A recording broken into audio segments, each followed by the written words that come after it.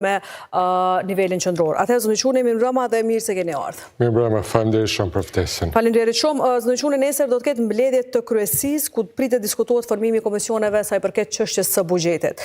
Cili do të jetë qëndrimi i LDK sa i përket çështjes së buxhetit dhe cilat janë pasojat në rast se e keni theksuar edhe ju disa herë që duhet kaloj buxheti para se shkojmë në zgjedhje? Po, është shumë më rëndësi për kundër vështërsive që kemi edhe në komunikimin e brendshëm e tjera.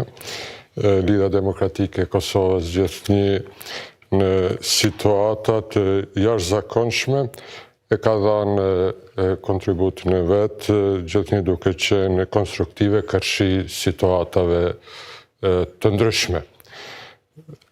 Një ndërto që është mbrengose edhe shqetësuese është edhe çështja e buxhetit. Nuk është shqetësuese vetëm për një parti politike, për tërë spektrin politik, sepse nga ky buxhet varen shumë projekte, shumë investime, pagat për të gjithë punonësit e tjera. Është situatë që ne kemi para pa, edhe me heret, prandaj edhe jenë bë thirrjet ka kohë që të kemi parasysh edhe situatat e tilla për çfarëdo veprimi politik. Po, dhe ato ta kaloni ju se LDK do ta votoni një buxhet i cili vjen i propozuar nga qeveria aktualisht, qeveria në detyrë, sepse e kemi parë që presidentja Por derisa nuk e kemi buxhetin, nuk e kemi studiu, nuk e kemi të analizuar, nuk e dim përmbajtjen, nuk e di sa do t'jenë përgjegjësit të gatshëm me marrë propozimet, me marrë këshilla, mi përfill disa projekte të cilat i ka parapa Lidha Demokratike Kosovës që të përfshihen në kuadër të buxhetit. Me siguri që do të hapet debat, do të hapen diskutimet edhe do japim do të thotë fjalën tonë finale në lidhje me buxhetin. Po, dhe zëndëquni këto ditë është paralajmëruar që presidentja do të thrasë një takim për kundër faktit që aktualisht presidentja nuk ndodhet në vend për takuar liderët e partive politike. Fillimisht ta keni pranuar si LDK deri më tani ftesë për presidentës? Nuk kam njohuri që ka ende ndonjë ftesë, jemi në pritje dhe besoj që ne si LDK do i përgjigjemi kësaj ftese. Po, dhe cili do të jetë qëndrimi i LDK-s në këtë takim, sa i përket edhe këto çështjeve që i ka ngrit presidentja edhe situatës aktuale politike? Qëndrimet tonë janë publike, ka kohë që janë publike. Ne kemi ofruar themi formulën e zgjidhjes së kësaj situate, kur asnjëra parti nuk e ka mundësinë me kriju votat e mjaftueshme për ta votuar një qeveri. Të ndikuar nga shumë faktor, nga situata që është kriju, ne kemi kërku që të krijohet një qeveri gjithëpërfshirëse, me një kozgjatje të caktuar, me një agjendë shumë strikte, e ndarë në prioritete, dhe në kuadër, do thotë kësaj formule është parapa përveç zgjedhjes së kabinetit qeveritar, të zgjidhet edhe çështja e presidentit, e cila do të jetë shumë shpejt në agjendë. Po, megjithatë kjo nuk është pranuar nga partitë ose nuk është diskutuar nga partitë opozitare, që po i bie që në rast se presidentja kërkon mandatarin e dytë, as LDK-ja nuk do ta ketë në këtë takim, apo jo?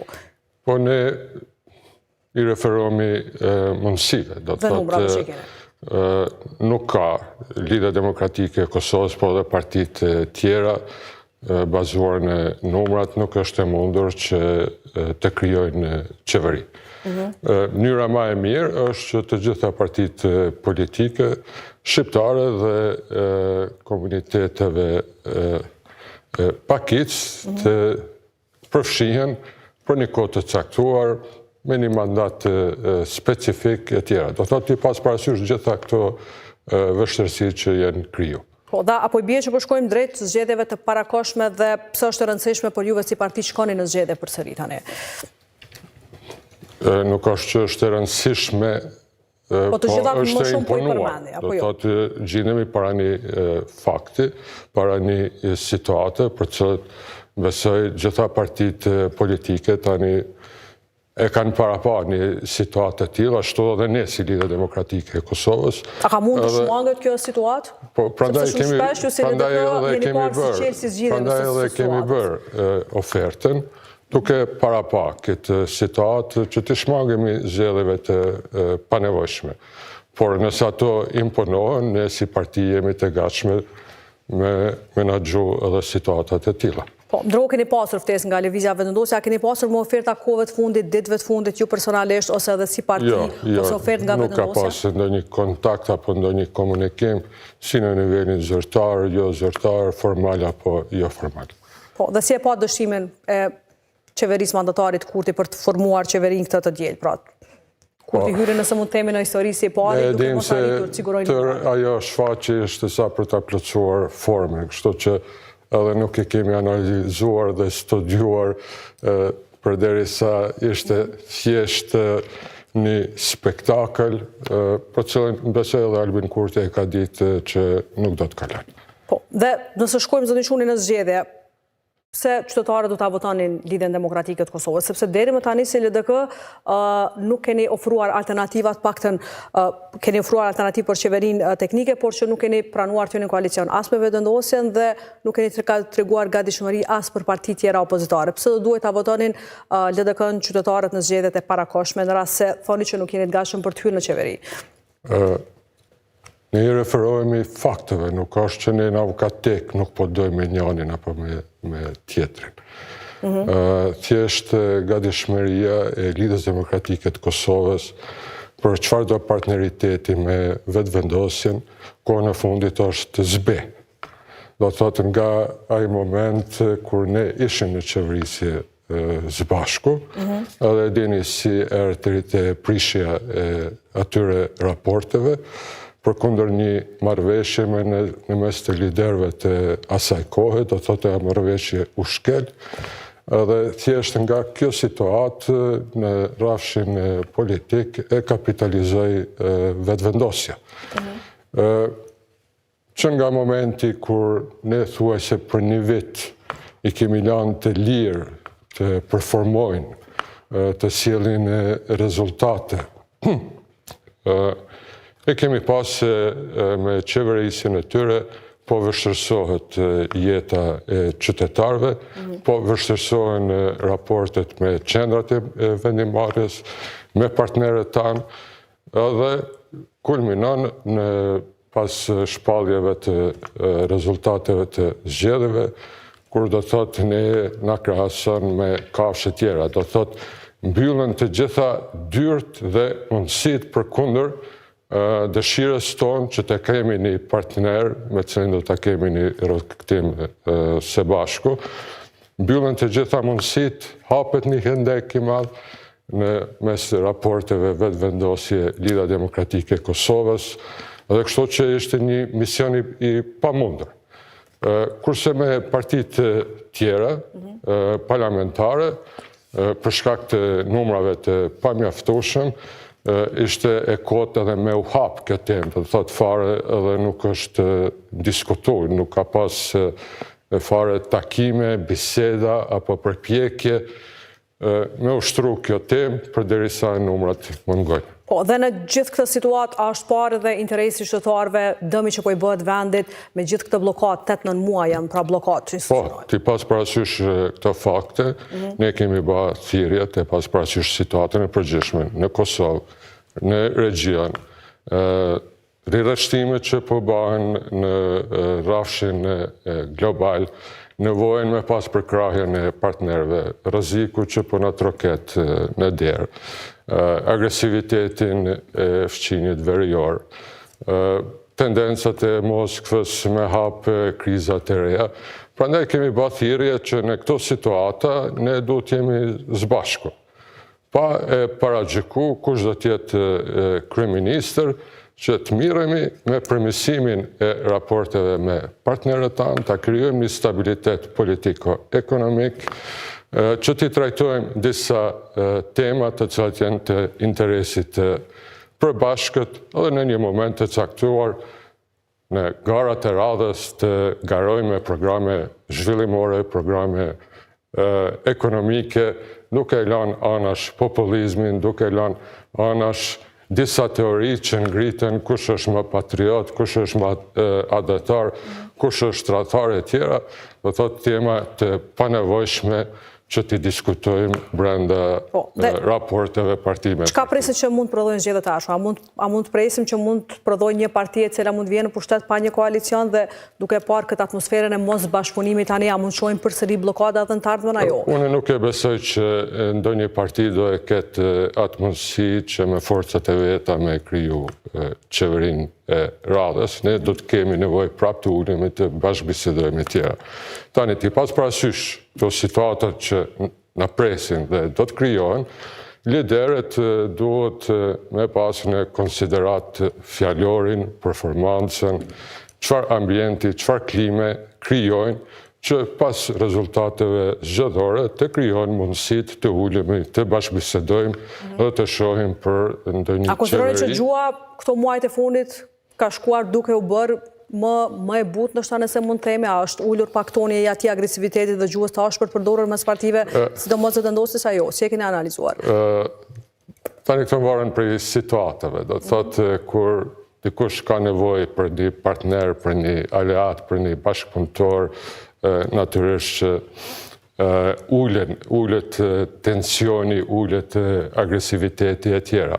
Po ne do e vëzhgojmë me vëmendje performancën e gjithë liderëve të gjitha partive politike, po gjithë një kemi në konsiderat se ne kemi edhe një program politik për cilin ne besojmë që krijon stabilitet politiko-ekonomik, që krijon raportet mira me partnerët, që mundëson një rrugtim për integrime euro-atlantike, edhe çdo partner i cili është në të njëjta themi, apo të ngjashme frekvenca për të realizuar këto... Cili për këtyre partive tani është më i afërt me lidhjen demokratike? Nuk do paragjikoja, tani jemi në prag të zgjedhjeve edhe nuk du me ba ndonjë themi paragjykim se çka ne preferojmë. Këto në çështje që evoluojnë, do thotë nuk flasim për një situatë statike. Nëse sot një gjendje është e tillë, nuk do thotë që nesër nuk ndryshon. Duke parë situatën, duke parë zhvillimet... Një palë zgjedhjeve tjera të parakoshme, qëndrimi i LDK-s mund të ndryshoj karshi partive politike aktualisht. Po, varet nga... Por jashtë edhe një koalicion me vetëndosjen pas këtyre zgjedhjeve? Po, e thash edhe më herët, do thotë nëse shohim një reflektim, nëse vrejmë se me të vërtet disa liderët të cilët ndoshta nuk kanë edhe përvojë, kanë disa teke, kanë një ego të papranueshme, po e kuptojnë se situatat e tilla kanë nevojë për angazhimin e ma shumë partive politike. Një parti nuk ka kapacitetet e mjaftueshme me menaxhu, me udhëheq me situatat. Nëse ne shohim një reflektim pozitiv, pse jo mos ta marrim në konsiderat një partner i cili është i gatshëm, do thotë atë programin ton politik me materializu. Po, dhe do të insistoni që në këtë programin ju qëtë edhe çështja e presidentit, ashtu siç e keni theksuar gjatë gjithë koalicionin e ardhshëm dhe gjithmonë po flasim pas zgjedhjeve.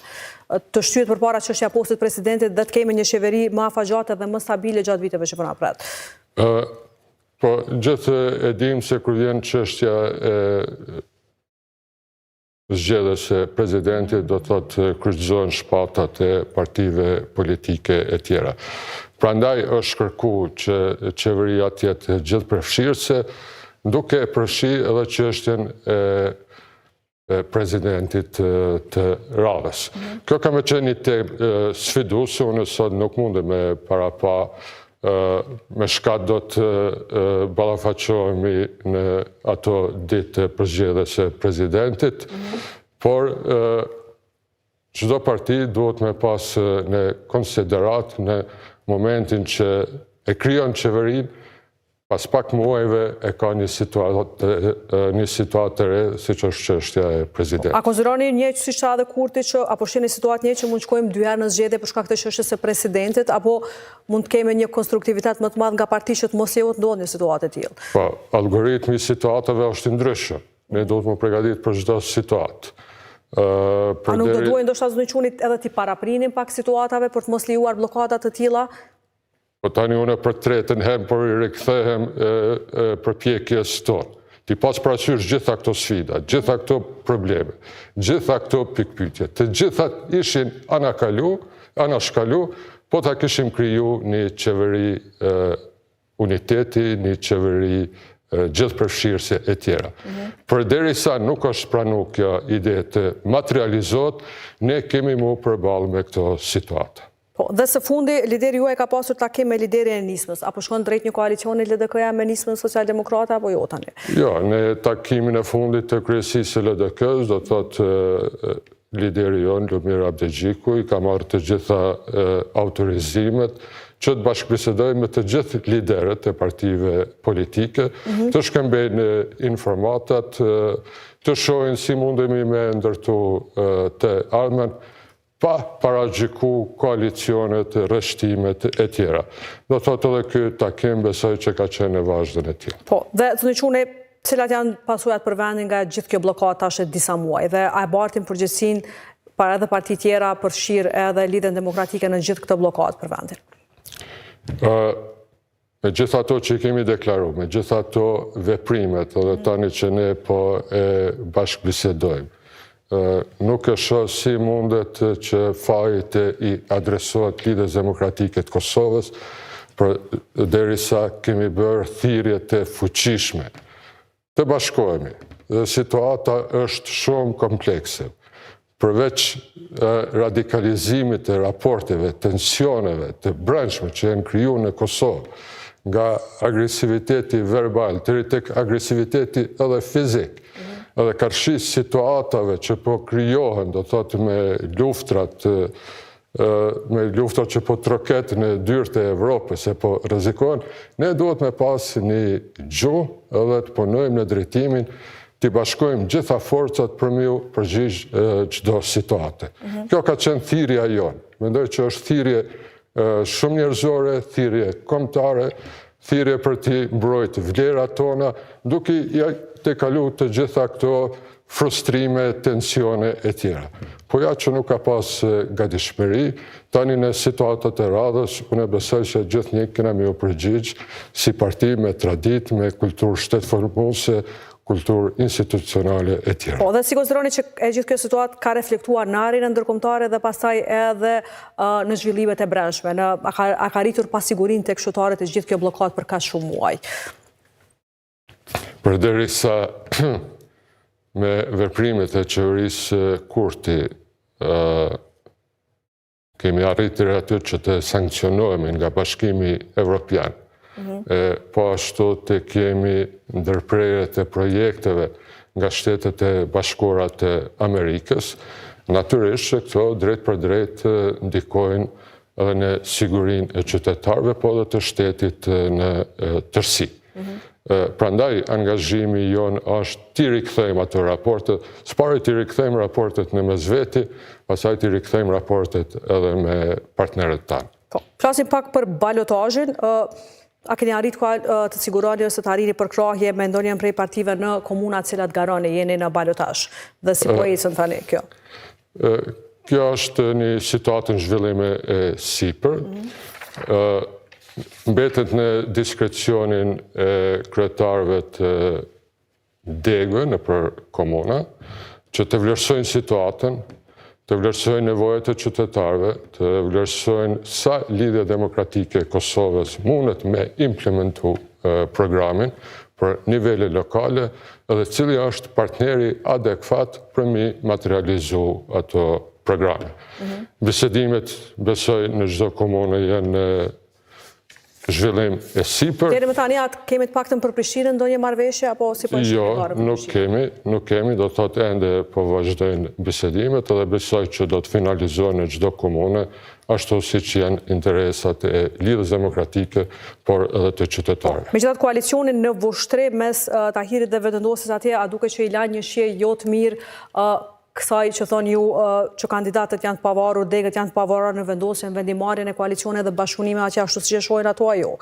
Nuk e thash që e kanë pavarësinë absolute. Do thotë këto çështje koordinohen, to duhet të koordinohen. Në rastin e vushtrisë si çdo nuk ka pas koordinim të mirë, apo gjërat nuk janë kuptuar mirë. Ne tani më dim se kryetari jonë thjesht për ndonjë mundësi partneriteti të LDK-s dhe vetëvendosjes në Voshtri ka kërkuar kohë, do të thotë një shtyrje për një javë. Natyrisht me arsyeën që të konsumohen të gjitha çështjet, të gjitha temat filluar nga ajo që më rujt uniteti i degës, strukturave në degëve, forumeve në Voshtri, deri tek siguria dhe garanca që programi ynë do të implementohet. Pse nuk është marrë parasysh, do thotë kjo kërkesë një javore, unë nuk kam shpjegim. Po, dhe a ka masa të ndërmarra ndaj Tahirit për shkak se janë paralajmëruar masa, apo do ta shqyrtoni ashtu shqyrtimin? Jo, për momentin nuk ka masa, as nuk miremi fare me këtë situatë që është kriju, sepse me energjinë tonë jemi të fokusuar në zgjedhjet e radhës, do thotë në rundin e dytë. Për më marrë me atë çështje merr shumë energji, duhet me caktu personel, me ngrit komisione, me hap debate e tjera, edhe ne për momentin nuk kemi atë komoditet që atë çështje me trajtu me prioritet. Pasi të kryhet rundi dytë i zgjedhjeve lokale, natyrisht që në agenda apo rendite do ta kemi edhe këtë situatë që është kriju. Po, dhe ky reagim ai ka friksuar nëse mund të themi degë tjera për të çtuar bashkëpunimet, sot pam një bashkëpunim mes këto ditë kemi pa një bashkëpunim mes AK-s dhe vetëvendosjes, ishte në Junek, ishte në Prizren gjithashtu. A ka friksuar degët e LDK-s për të marrë? Nuk është e para herë që bëhen këto, që ngritën këto formacionen në raporte që doken paksa paradoksale e tjera. Do të tani me ne kemi një përvojë, është ngritë një standard që në nivelet lokale, liderët e partive politike, gjithnjë bazuar në interesat e qytetarëve të partisë, koordinim me qendrat e tyre, marrin vendim. Do thot nuk është asgjë friksuese për ne, sepse me situata të tilla jemi përballë edhe me herët, edhe dim fort mirë si duhet me u përgjigj. Po, dhe krejt në fund zonë kam një pyetje edhe lidhur me përfshirjen e deputetit Armen Zemaj në një përleshje fizike, nëse mund të themi, me një qytetar të Kosovës. LDK-ja ka dalë në mbrojtje dhe gjithashtu i keni dalë në mbrojtje bashkëpunëtorit tuaj, keni cilësuar si e keni dënuar ashpër këtë sulm. A duhet shihet, a ishte i ashpër ky sulm dhe kush është përgjegjësi për këtë, sepse tani kur shihet përgjegjësia e një deputeti dhe një qytetari dallojnë këto, apo jo, a ishte një reagim i ashpër nga Lidhja Demokratike kjo? Edhe një mbrojtje e madhe? Unë nuk e marr me cilësimin e situatës. Unë e marr me vlerësimin e personalitetit Armen Zemaj, sepse e kam kolegë, e kam shok, e kam mik. E kemi një kohë gjatë të një rrugtimi të përbashkët, edhe ja di vlerat, ja di natyren, karakterin, personalitetin, sakrificat, edhe shumë çështje tjera, të cilat ai me tërë kapacitetin e vet i ka vënë në shërbim të qytetarëve, në shërbim të shtetit. Do thotë si në kohën e luftës, si luftëtar, si në kohën e shtetë ndërtimit, si deputet edhe si minister. Do thotë, unë nuk e kam arsyetu situatën, kam folë kush është Armendi, ashtu siç unë e njoh edhe kolegët e mi. A është akt i cili duhet më dënu? Po, prandaj edhe vetë Armendi ka kërku falje. Qytetarin unë nuk e njoh, po besoj që edhe ai do duhet me qenë një djali mirë, një krye familjar i mirë, përderisa flet shqip, përderisa e ka një pamje të qytetruar, të civilizuar e tjera. Thjesht e shoh incident mes dy njerëzve të mirë, në stres, në ndikimin e tensioneve e tjera, të cilat janë shpërfaq për një moment. Po të ishin treguar të dy të përmbajtur, besoj që nuk ishte më ndodhur ai rast. Edhe jam e si i bindur, çdo njeri, po ta kishte mundësinë edhe i herë me përsërit atë situatë, nuk do i bënin ato gabime. Kështu që thirrja ime është, përkundër asaj që nuk e kam folë me Armendin, po e marr atë të drejtë, unë jam i gatshëm e marr Armendin, dikush le të jetë i gatshëm ta merrë atë qytetarin, t'i ulim në tavolinë, t'i pajtojmë edhe situata të tilla të mos ndodhin. Megjithatë, ndoshta do duhet presim edhe vendimin e gjykatës apo jo për këtë rast tani. Gjykata le ta kryejnë punën e vet, po ne kemi do tradita, e kemi një kulturë, nuk kemi nevojë do thot me ngrit dorë, nuk kemi nevojë me ofendu njëri tjetrin për çështjet e bindjeve politike, partijake e tjera. Besoj që mesazhi im ishte shumë i qartë, ne duhet mi pajtu si mesazh për gjithë ato që kanë marrë qëndrime themi jo të pranueshme për shoqërinë tonë, mos të bëjnë gabime të tilla. Po, dhe kush është fajtorja? Është politika dhe skena aktuale politike për këtë situatën që po e shohim, këto tensionet, këto acalimin që po e shohim? Do të thash edhe më herët, gjitha këto janë produkte, këto frustrime, këto tensione, janë produkt të një agresiviteti, të një themi standardi të ri që po krijohet me ofendime, me kërcënime, me presione, me shantazhe, duke etiketu ky është adëtar, ky është tradhtar, e tjera, do thot pa fakte, pa argumente, do thot një standard të cilin e duhet me luftu.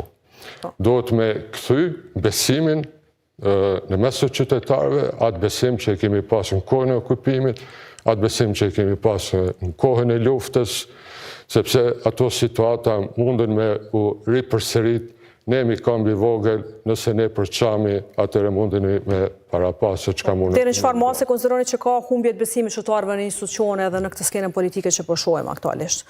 Po tani ngritni do tema që janë më shumë për ekspertë të sociologjisë, të psikologjisë e tjera.